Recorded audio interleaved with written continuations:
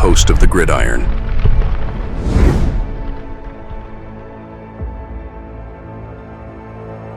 So, unfortunately, I mean, you got to play the games, right? Any given Sunday, all that stuff, right? But apparently, even after the Giants signed these two quarterbacks, it would have been interesting. I don't know what happened if the Giants brought in Aaron Rodgers, what their win total projection would have been. But apparently, the Giants win total projection for 2025 is at a historic low. Apparently, we're going to lose like minus games. Somehow we're going to, I don't know. I mean, I don't know. I mean, there is no love, absolute no love whatsoever for the New York Football Giants this season. I mean, this is, this is. But if you look, it's we don't have an easy schedule. I don't understand. It's like you're the worst team. I give them the worst. It's like, where are some of the easy games at?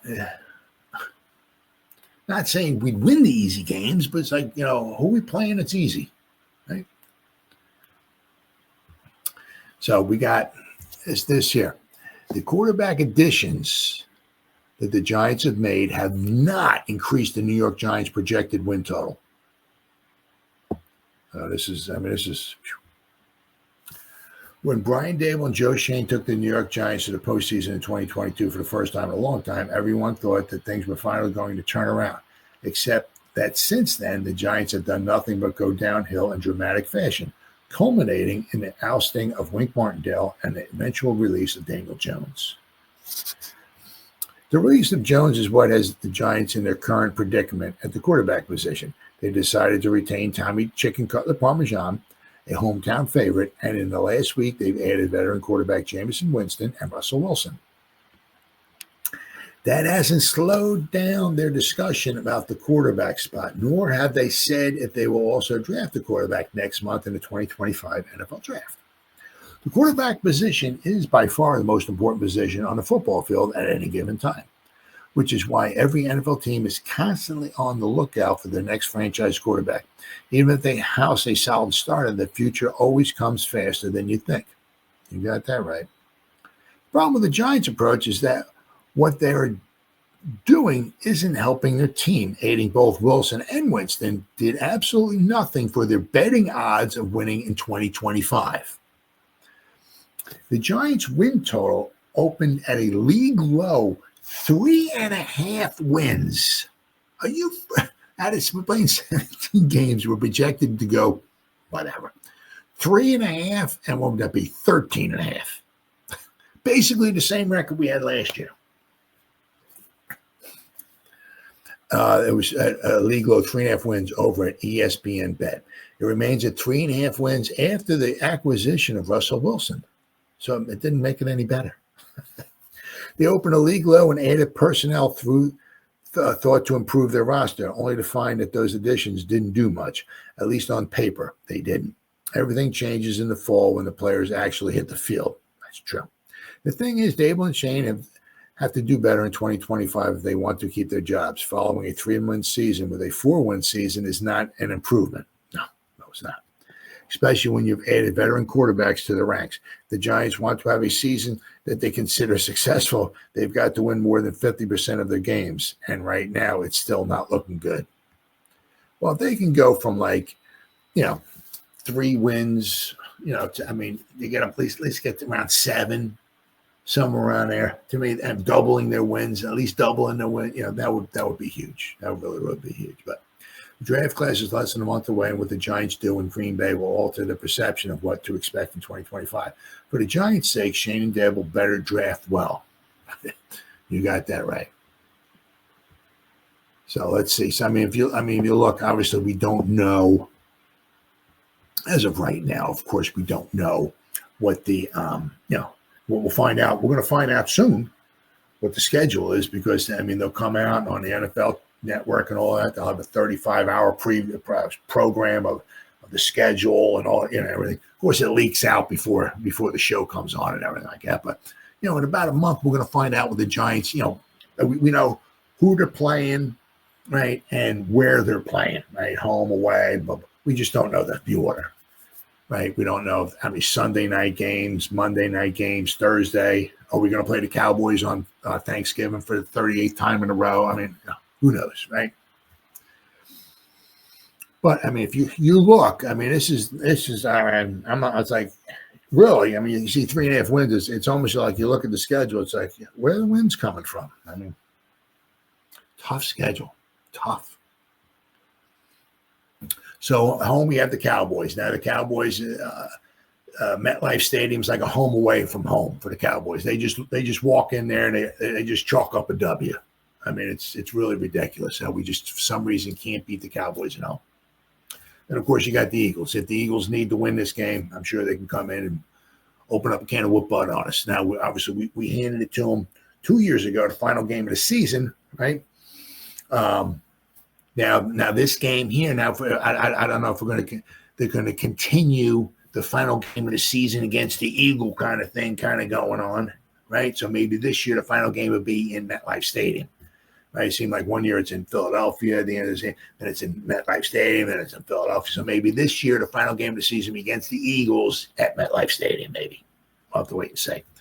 But I mean, playing against the Cowboys at home, it's not. Oh man, we're at home. No, not against Cowboys. Abraham Lincoln was the president the last time the Giants beat the Cowboys at home. I mean, it's just I don't know. Can't beat them. I have no idea why. But same thing with the Eagles. I mean, the Eagles need to win that. They need to win that game at home in MetLife Stadium. Yeah, it's going to be tough to beat the Eagles, right? Then we got the Commanders. Once again, they muchly improved over last year. Then we got Green Bay. They'll be tough. We got the Vikings. They whooped up on us last year in MetLife Stadium.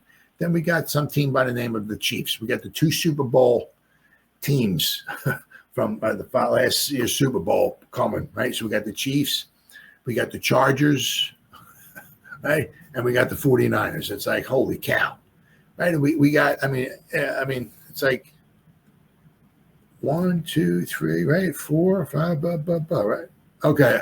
Out of the 18, we only have 8 home games, but out of the 8 home games, 6 of those teams made the playoffs. Right? I mean, the 49ers did not make the playoffs, right? I don't think they did. But they had some injuries and stuff like that. But it still could be a very, very formidable foe, right? Then away, we got to play the Cowboys, right? Got to play the Eagles. Got to play, once again, of course, we play the Commanders. Now you got to play the Bears. Now, the Bears last year, was very, very interesting. If they ever had any decent coaching, they could have got themselves quite a few more wins last season. It was just one of those seasons for the Bears. So, it's not going to be easy going to Soldier Field trying to win that game, right? Then we got to play the Broncos. We got to play the Raiders. We got to play the Lions on the road. Then we got to play the Saints. Then we got to play the Patriots. So, I mean, away, I mean, the Bears had a losing record last year. The Saints, the Raiders, the Patriots. So actually, it seems like, I mean, I don't know. What were the 49ers last year? Let's see, Pittsburgh. I don't even know. I'm trying to think what that. Did they play the 49ers? No, they didn't. I'm trying to. All right, let's see here. Let's get this here. 2024 San Francisco season. What were they? That was 6-11. Okay, if they were 4th, okay. But I mean, they'd been to the Super Bowl and to the championship games years before. It was an off season for them last year. But I mean, honestly, if you look at, whoops.